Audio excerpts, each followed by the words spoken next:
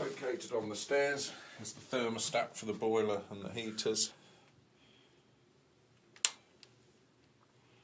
You see it goes between 5 and 30 degrees. I'd recommend a setting of around 20 degrees.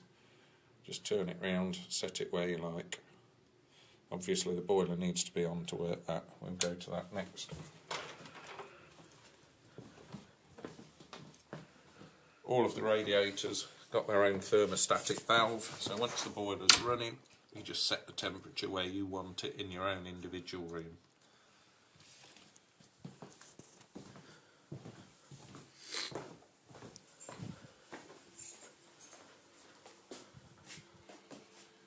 Boiler controls, excuse me, off, water only, water and heating. Water is always on.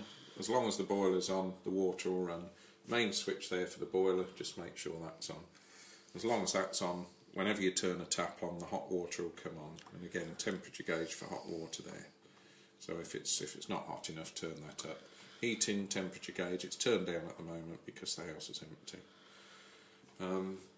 Pressure gauge on the boiler, you need to make sure that's in the green. If it's not in the green, this tap here underneath, you can turn that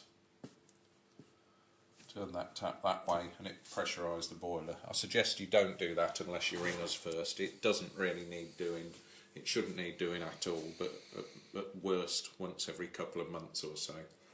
Finally, the timer on the boiler. I'm not going to go through the programming on the timer because it would take too long. Can you light it up? But you do see there's the black line, so if you press that, at the moment it's on auto, so it will come on the timer. If you press that, the black line's gone to on, auto or off. So at the moment we're leaving it on the timer because the house is empty. You can set the clock, day, hour, minute, seconds there, the timer, and timer there you can program it. It's a fully programmable timer, which I'll usually go through with somebody when you first move in.